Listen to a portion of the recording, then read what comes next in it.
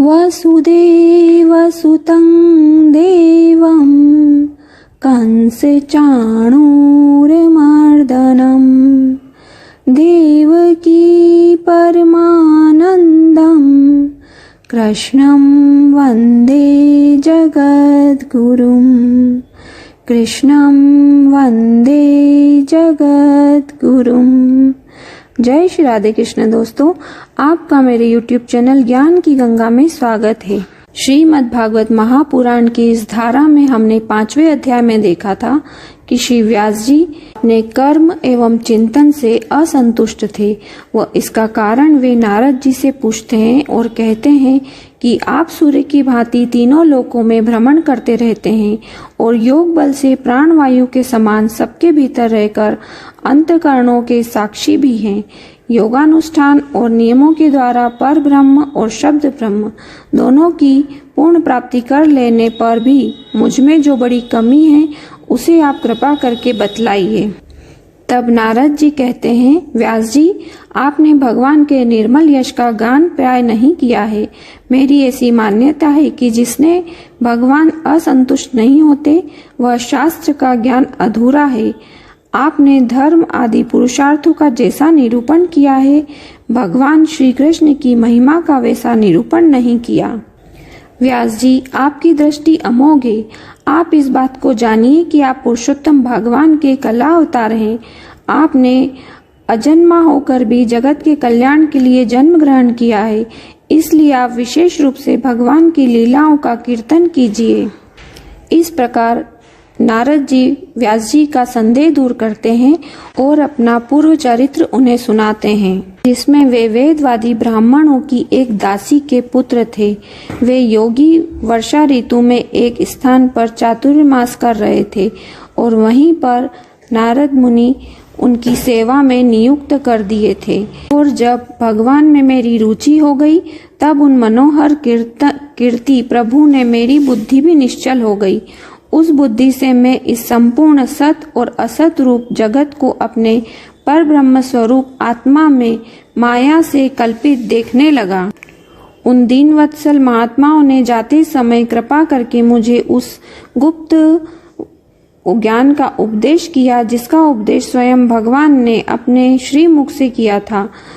उस उपदेश से ही जगत के निर्माता भगवान श्री कृष्ण की माया के प्रभाव को मैं जान सका, जिसके जान लेने पर उनके परमानंद की प्राप्ति हो जाती है।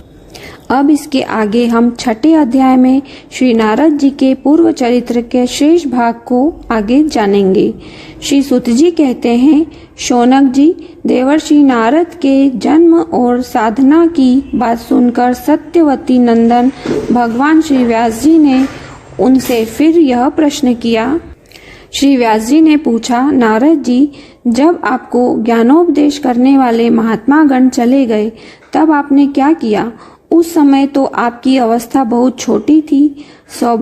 स्वयंभू आपकी शेष आयु किस प्रकार व्यतीत हुई और मृत्यु के समय आपने किस विधि से अपने शरीर का परित्याग किया? देवर्षि, काल तो सभी वस्तुओं का नष्ट कर देता है। उसने आपकी इस पूर्व कल्प की स्मृति का कैसे नाश नहीं किया?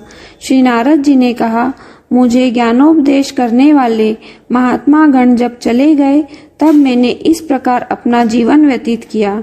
यद्यपि उस समय मेरी अवस्था बहुत छोटी थी। मैं अपनी माँ का इकलौता लड़का था। एक तो वह स्त्री थी, दूसरे मूढ़ और तीसरे दासी थी। मुझे भी उसके सिवा और कोई सहारा नहीं था। उसने अपने को मेरे स्नेह पाश से जकड़ रखा था। वह मेरे योग क्षेम की चिंता तो बहुत करती थी, परंतु पराधीन होने के कारण कुछ कर नहीं पाती थी। जैसे कठपुतली नचाने वाले की इच्छा के अनुसार ही नाचती है, वैसे ही यह सारा संसार ईश्वर के अधीन है। मैं भी अपनी माँ के स्नेह बंधन में बंधकर उस ब्राह्मण बस्ती में ही रहा। मेरी अवस्था केवल 5 वर्ष की थी।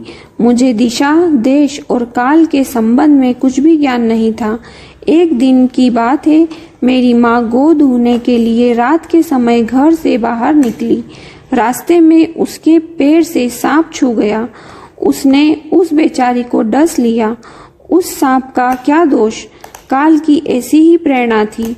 मैंने समझा भक्तों का मंगल चाहने वाले भगवान का यह भी एक अनुग्रह ही है। इसके बाद मैं उत्तर दिशा की ओर चल पड़ा। उस ओर मार्ग में मुझे अनेकों धन धान्य से संपन्न देश, नगर, गांव, अहीरों की चलती फिरती बस्तियां, खाने, खेड़े, नदी और पर्वतों के तटवर्ती पड़ाव, वाटिकाएं, वन, उपवन और रंग बिरंगी धातुओं से युक्त विचित्र पर्वत दिखाई पड़े। कहीं कहीं जंगली वृक्ष थे जिनकी बड़ी बड़ी शाखाएं हाथियों ने तोड़ डाली थी। शीतल जल से भरे हुए जलाशय थे जिनमें देवताओं के काम में आने वाले कमल थे।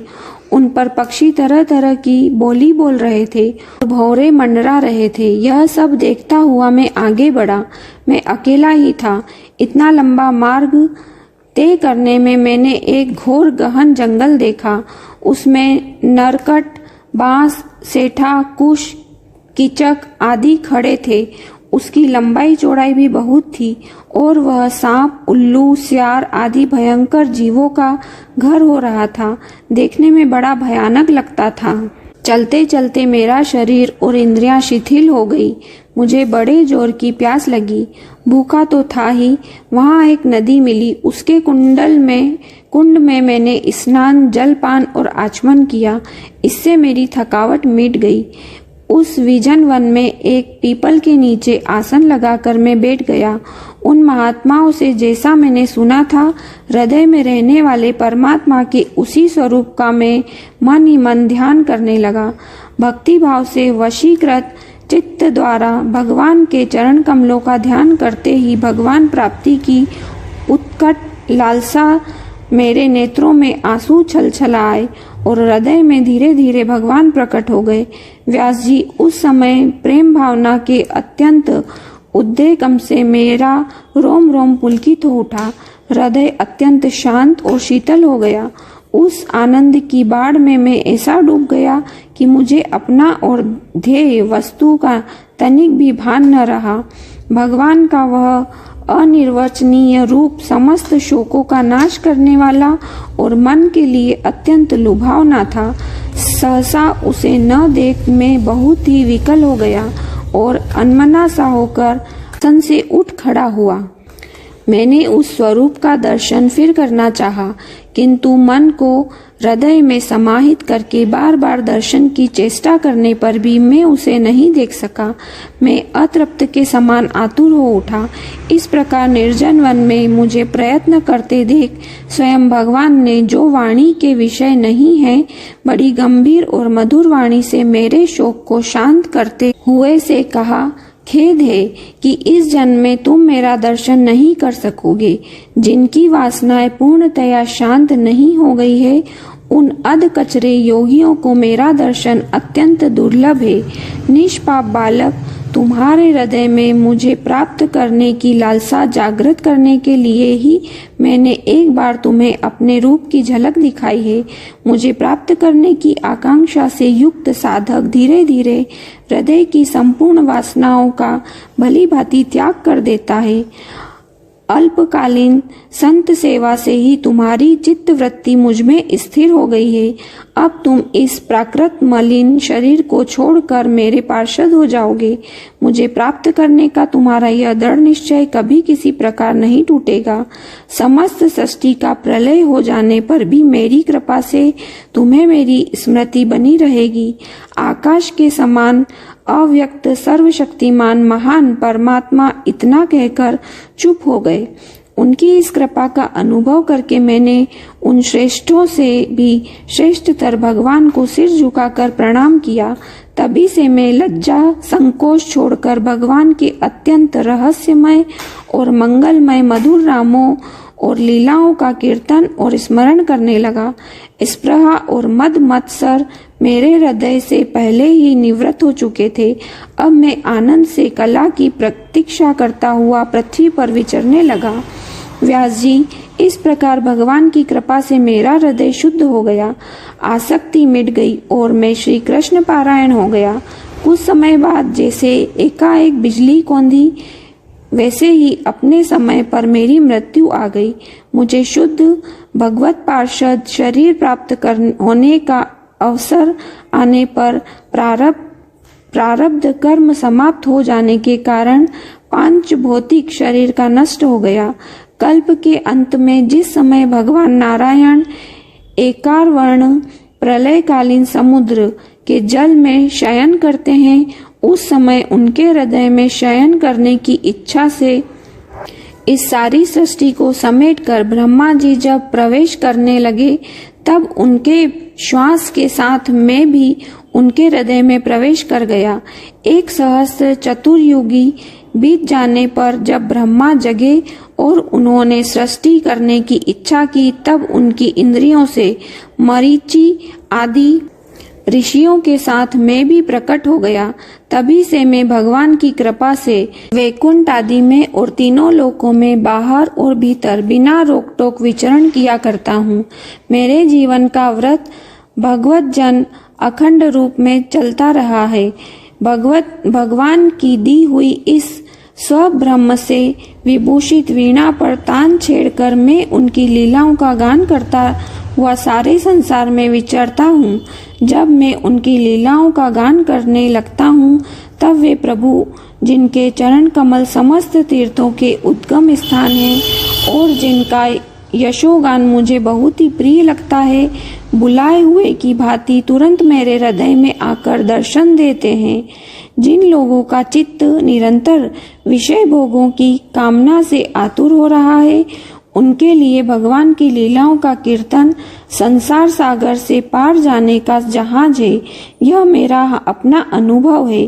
काम और लोभ की चोट से बार बार घायल हुआ हृदय श्री कृष्ण सेवा से जैसी प्रत्यक्ष शांति का अनुभव करता है, यम नियम आदि योग मार्गों से वैसी शांति नहीं मिल सकती। व्यास जी, आप निष्पाप हैं। आपने मुझसे जो कुछ पूछा था वह सब अपने जन्म और साधना का रहस्य तथा आपकी आत्मतुष्टि का उपाय मैंने बतला दिया। श्री सुत जी कहते हैं, शौनकादि ऋषियों देवर्षि नारद ने व्यास जी से इस प्रकार कहकर जाने की अनुमति ली और वीणा बजाते हुए स्वच्छंद विचरण करने के लिए वे चल पड़े। आह, ये देवर्षि नारद धन्य है, क्योंकि ये शांगपाणी भगवान की कीर्ति को अपनी वीणा पर गा गा कर स्वयं तो आनंद मग्न होते ही हैं, साथ साथ स्त्री तप्त जगत को भी आनंदित करते रहते हैं। आज की कथा यही समाप्त होती है। इसके आगे की कथा हम कल के अध्याय में श्रवण करेंगे। ओम नमो भगवते वासुदेवाय नमः। उम्मीद है दोस्तों आपको यह वीडियो मेरी पसंद आई होगी।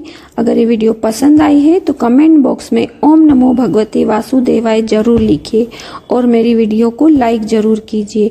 और अगर आप इस चैनल पर नए आए हैं तो चैनल को सब्सक्राइब कर बेल आइकन दबा लें, जिससे आपको आगे आने वाली सभी नोटिफिकेशन मिलती रहेगी। हमारे इस चैनल पर श्री राम कथा भी दिखाई जा रही है और भादो मास में आने वाले सभी व्रत एवं त्योहारों की कथा भी दिखाई जा रही है। आप उसका लाभ भी अवश्य उठावें। ओम नमो भगवते वासुदेवाय नमः। जय श्री कृष्णाय नमः।